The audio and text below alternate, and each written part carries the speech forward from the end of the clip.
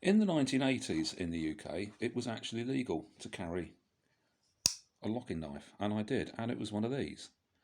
This isn't the original knife, we'll come back to that later. It's, as you can see, it's a fairly basic, fairly simple clone of a Buck 110, which just happened to have here. So, reasonably similar, well, pretty much identical. Bit thinner, bit heavier, but a Buck 110. It was generically referred to in those days as a Buck anyway, because it was just a folding knife that locked. We didn't really know about Buck knives. Three of us had one of these. We used to call them snaps. I've got one. I've got one. Yeah, look, snap. I've got one. They originally came from a gun shop in my town run by a guy called Gilly Howe, who's sadly died. He's Britain's most highly decorated Royal Marine. He was in the SBS. Got up to some really interesting things. He was in Borneo. He was in all basically any operation through the 50s and 60s. He was right at the sharp bit, and some amazing stories. He was an incredible man as well, as you imagine with a service record like that. And he owned an incredible gun shop. It was fairly small and absolutely packed with stuff. There was just gear everywhere, knives, guns. We went there one day and there was some bloke reloading ammunition on a press mounted on the bench. It was a great place, and that's where I bought it.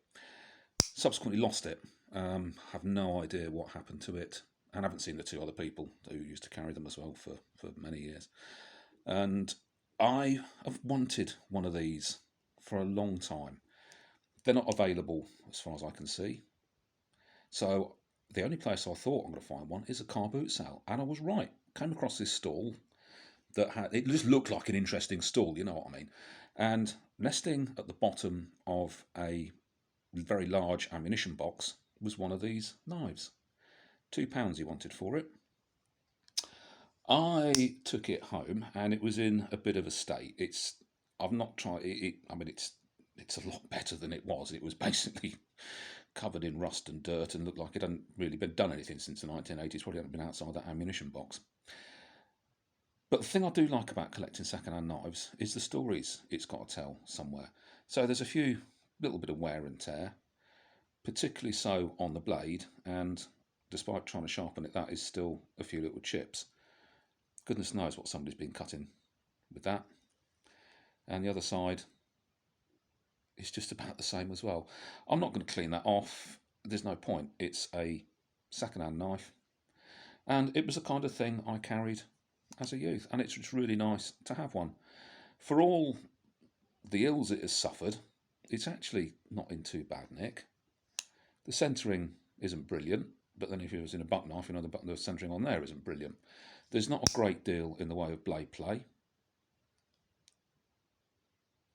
which I'd have expected for a fairly cheaply made knife. Now, there was a Japanese company who were making these. I can't remember the name of them, but they were quite heavily marked, and this one isn't. The only marking on it is that it says stainless steel. There's nothing else on there, no clue as to who manufactured it, but it was my knife some years ago.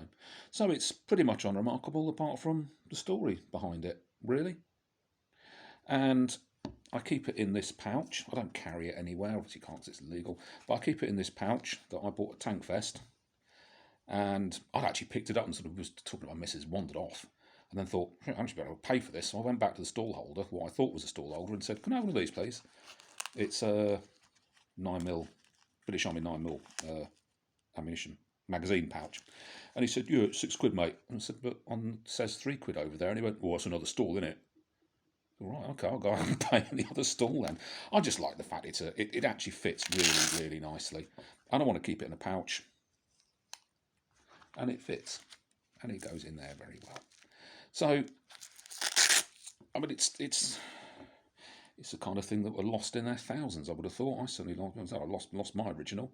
But I like it. It reminds me of those days in the 80s when it was possible to carry something like this. And we did. And we used them as well.